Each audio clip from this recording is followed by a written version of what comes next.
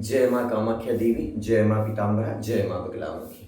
मैंने माँ कामाख्या देवी को कैसे पाया, किस प्रकार से मेरे जीवन में 10 महाविद्याओं में अष्टम महाविद्या सिद्ध विद्या माँ भगवती बगलामुखी माता माँ भगवती कामाख्या देवी की प्राप्ति हुई, यही यात्रा पर आप सभी को लेकर चल रहा हूँ। प्रिय भक्तजनों, माँ शब्द को जानना बहुत ही बड़ा जटिल कार्य है। माँ को पाने के लिए कई वर्ष गुजर गए और आज भी माँ को पाते हुए आगे ही बढ़ रहा। ये कह सकता हूँ मैं कि माता भगवती की सिद्धि तो बड़े बड़े ऋषि मुनि महात्माओं को भी प्राप्त नहीं हुई, क्योंकि माँ का अमृत, माँ की महिमा कुछ इस प्रकार से अद्भुत है, अनंत है कि उसका जितना ही रसपान करो वह बढ़ती ही चली जाती है। जिनको जीवन में मिला सत्संग है, उनको हर घड़ी आनंद ही आनंद है।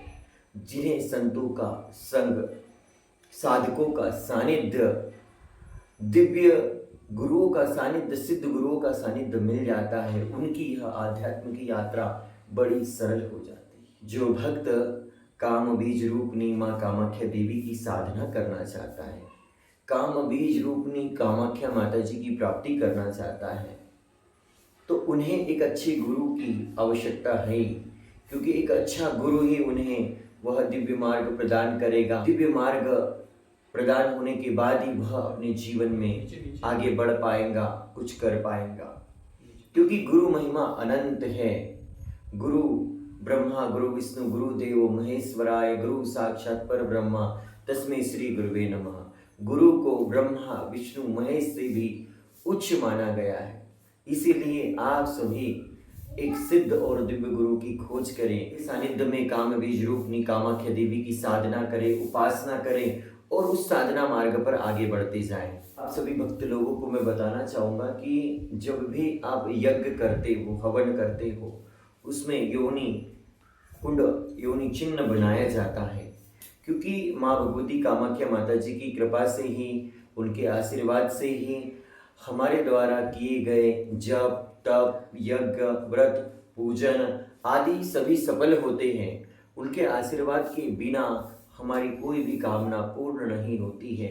वही भगवती कामाख्या देवी नील पर्वतवासिनी है, वह जगत माता है, परमेश्वरी है, आदि शक्ति है, उनकी महिमा अनंत है। माता भगवती ब्रह्मास्त्र महाविद्या जगदम्बा की कृपा और आशीर्वाद से उनके भक्त निरंतर साधना आध्यात्म में डूबे रहते हैं, बार बार अपने गुरुओं से, सद्गुरु से सत्संग प्राप्त करते हैं। सत्संग में ही वह साधना की पद्धति सम्मिलित होती है, योग क्रियाएं सम्मिलित होती है, अपनी ज्ञानेंद्रिय और कर्मेंद्रियों को जागृत करने का मार्ग उन्हें प्राप्त होता है। इस प्रकार से माता जगदम्बा, माता कामाख्या देवी की साधना करके भक्त अपने जीवन में सफल होते हैं और उस साधना मार्ग पर आगे बढ़ते हैं। माता बगलामुखी देवी की महिमा अनंत है। माँ के बारे में जितना भी कम कहूँ कम ही होगा, क्योंकि माँ भगवती बगलामुखी माता ही ब्रह्मास्त्र है और ब्रह्मास्त्र ही कामाख्या देवी है। इन्हें सिद्ध विद्या के नाम से जाना जाता है।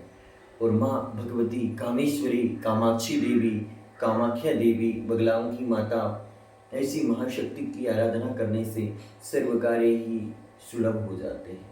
प्रिय भक्तजनों, मैंने माँ भगवती कामाख्या देवी को कैसे पाया, इस यात्रा में पिछले भाग में मैंने आप सभी को बताया था कि माता रानी कामाख्या देवी की प्रेरणा से, अपने ध्यान से, किस प्रकार से मैंने भगवान परशुराम जी की माता रेणुका देवी, एकवीरा देवी की महिमा पर बन रहे धार्मिक पौराणिक ऐतिहासिक भजन एल्बम निर्माण कार्य के लिए भजन गायकों का चयन किया। और फिर समय आ चुका था जगत जननी परमेश्वरी, ब्राह्मण कुल की जननी जगदम्बा माँ रेणुका देवी के भजनों की रिकॉर्डिंग का। जबलपुर में हम सभी लोग वहाँ पहुँचे। भजन गायिका अर्पिता तनु मिश्रा उनके पिताश्री के साथ पहुँची। हमारे किशोर साहू भैया गुड़गांव से पहुँचे, बैतूल से भी वर्षा किशोरी पहुँची। वहाँ पर हमारे द्वारा एक रूम की व्यवस्था की गई, साथ ही राकेश मौर्य जी के साथ नुपुर मौर्य भी पहुंची वहाँ पे। ऐसे समस्त भजन कलाकार लोग वहाँ पर पहुंचे और माता भगवती रेणुका माता जी की महिमा पर बन रहे हैं भजनों के लिए म्यूजिक तैयार किया, ट्रैक तैयार करने का कार्य शुभारंभ किया। वहाँ पर पहुंचकर सभी भजन गायिकाओं ने भजन को गा के देखा। उसके हिसाब से संगीतकार बबलू मैथुज द्वारा म्यूजिक बनाया गया, संगीत दिया गया और माता रानी की महिमा पर जो भजन एल्बम बन रहा था उसके लिए ट्रैक तैयार हुए और अब इसके बाद रिकॉर्डिंग होने वाली थी। माँ जगदम्बा, माँ कामाख्या देवी की कृपा और आशीर्वाद से यहाँ तक की यात्रा मंगल हुई थी। एक और जबलपुर के ही आर्टिस्ट थे हमारे भाई प्रदीप पटेल जी, उनके लिए भी एक भजन तैयार किया गया, लेकिन ट्रैक फास्ट होने के कारण वो गाना नहीं गा पाए। तो जगत जननी परमेश्वरी माँ भगवती की कृपा से, माँ भगवती के आशीर्वाद से माता रेणुका देवी के भजन एल्बम का ट्रैक तैयार हुआ। रेणुका देवी की महिमा पे जो भजन एल्बम बनाए गए थे उनका ट्रैक तैयार हो गया और उनकी रिकॉर्डिंग होना आरंभ हुआ। क्योंकि ये जो ट्रैक और साथ ही वॉइस होती है, इनको एडिटिंग किया जाता है, इसकी मिक्सिंग की जाती है, जिसमें कुछ समय लगता है। इसलिए जबलपुर के प्रसिद्ध NVR स्टूडियो में माता रानी के भजन एल्बम की रिकॉर्डिंग हुई और ट्रैक बनकर तैयार हो गए थे। भजनों की रिकॉर्डिंग होना आरंभ हो चुकी थी और अब कुछ दिनों के बाद हमें माता रेणुका देवी की महिमा पर तैयार भजन एल्बम का ट्रैक मिलने वाला था। माता जगदम्बा, माता भवानी की कृपा से यह कार्य सुलभ हुआ। रेणुका देवी के भजन एल्बम के लिए जनमानस से जो आर्थिक सहयोग राशि प्राप्त हुई थी वह लगभग 50 से 60 हज़ार के करीब में थी और इस एल्बम बनाने के पीछे भी 50-60 हज़ार रुपये खर्च हो चुके थे। कुछ पैसे नीलेश के पास बचे हुए थे, कुछ नहीं थे। जब NVR स्टूडियो वाले नरेंद्र भैया से बात हुई कि माता रेणुका देवी के भजन एल्बम के लिए ऑडियो निर्माण के लिए कितना खर्च लगेगा, तो उनकी ओर से भी 51 हज़ार रुपये की सहयोग राशि बताई गई।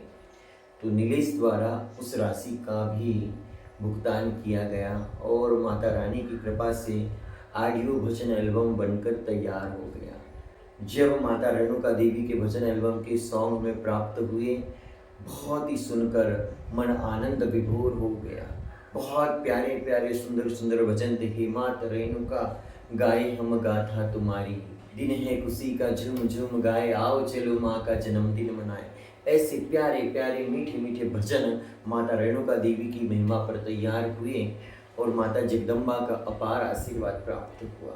जबलपुर के प्रसिद्ध भजन गीतकार गोविंद सिंह बेनाम जी को भी हमारे धर्म प्रचार प्रसार मंच द्वारा उनके भजन लिखने की सहयोग राशि उन्हें प्रदान की गई और साथ ही कुछ भजन कलाकारों को वहां पहुंचने के लिए भी हमें किराए की राशि का भुगतान करना पड़ा, रूम करना पड़ा, कई सारी व्यवस्थाएं करना पड़ा।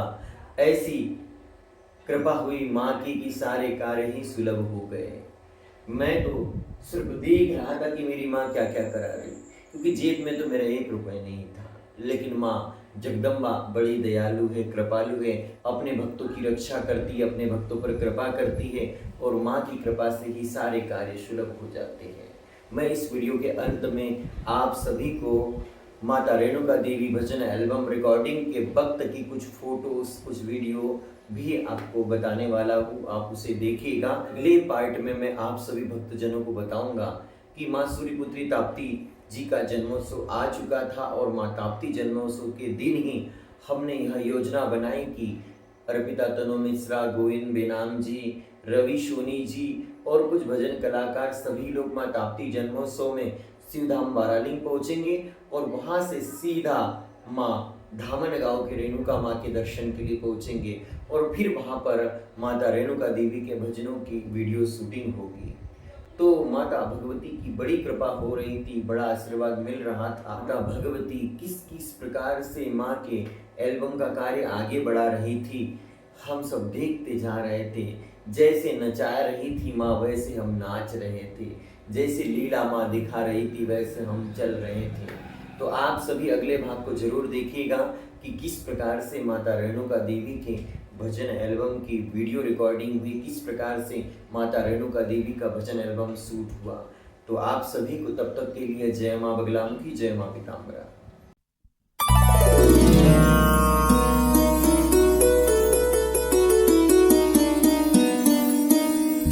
धन्य हुई हूँ माता मैं तो, तेरी महिमा का कहे।